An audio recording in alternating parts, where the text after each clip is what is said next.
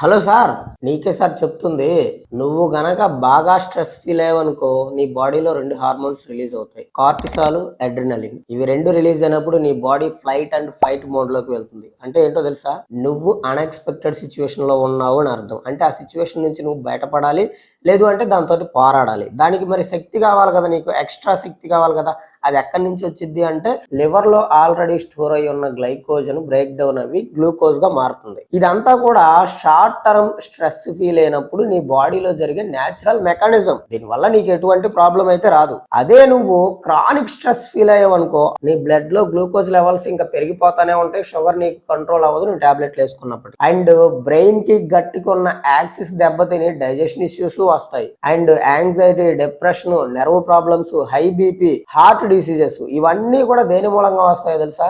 బాగా chronic stress feel అయినప్పుడు. So నువ్వు ఆరోగ్యంగా ఉండాలంటే ఏం చేయాలి? స్ట్రెస్ ని మేనేజ్ చేసుకోవాలి. అది చేస్తున్నావు మరి, ఇప్పటి నుంచైనా చెయ్యి.